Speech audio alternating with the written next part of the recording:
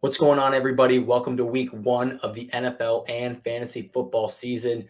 I'm Robbie Jeffries with the Fantasy Authority, and I'm bringing you 5 fantasy football tips for week one.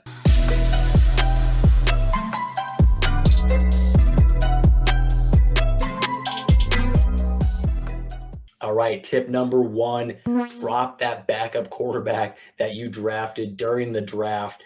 Backup quarterbacks are normally an absolute waste. If you drafted a stud, you never need to sit him outside of his bye week, or if he gets injured, this person should be in your starting lineup every single week. If you have two kind of back end starting quarterbacks, you're only going to cause yourself headache, starting the wrong one each and every week. Despite the other one having the bad matchup, they're going to score more, and then you're going to start them, and it's just going to be super confusing for yourself and very frustrating. This guessing game is something you do not want to play. Drop the backup quarterback, pick up another running back or wide receiver. And while you're at it, make sure you drop your backup DST and your backup kicker too. Tip number two, scour the waiver wire / set your waiver claims. Most waiver wires will either come in a first come, first serve, where you can just jump in and grab players at will and add them to your team. Others might have what's called a waiver setting that runs either Tuesday night, Wednesday morning, or Wednesday night, Thursday morning. So depending on what league you're in, you should either go in and make some waiver claims, grab the players that you need, or just jump in and grab some guys that might not have been drafted during your draft, but are really popping off since that time. Guys like Isaiah Pacheco, Rashad White, Jalen Tolbert. Those are guys that are probably just sitting there on waiver wires that you can either make a claim for or just jump in there and pick them up and drop somebody that's no longer going to be needed on your bench. Tip number three, don't just start the name.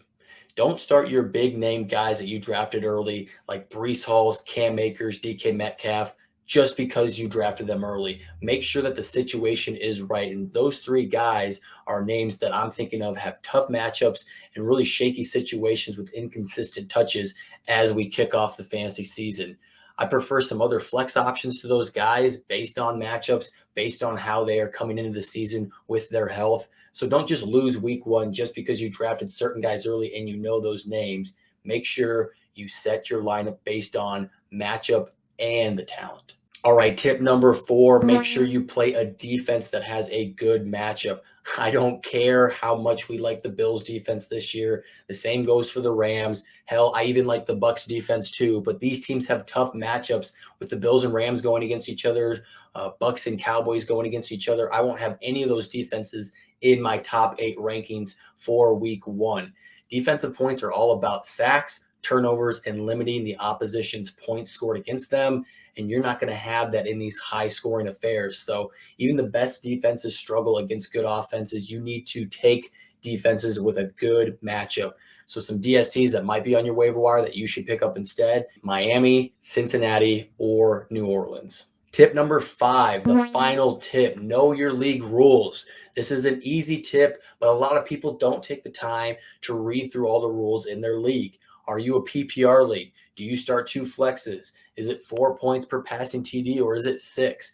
You need to know the rules of your league if you want to plan to have success in said league. Here are a few questions that I ask myself whenever I jump into a new league for redraft season. How many people make the playoffs, and what are the tiebreakers to get into the playoffs? What are the starting roster requirements? What are the specific scoring settings? Is there a trade deadline? And if so, when is it? What are the waiver rules? When do they run? How do you get to choose what team goes first in the waiver selection? Is it first come, first serve after the initial run through? Learn all of your waiver rules. All right, everybody, that's it. That's your 5 tips to help you dominate here in week one of this fantasy football season. And if really you follow these tips, you should dominate through at least the first month of your football season. So jump into our Discord, the TFA Discord. It's absolutely free. Let me know how your team's doing, how your draft went, or you can ask us more questions. We got people in there 365, 24/7. So jump in there. Link is in the description below. Guys, gals, good luck with this NFL season. And I hope you guys bring home a fantasy championship.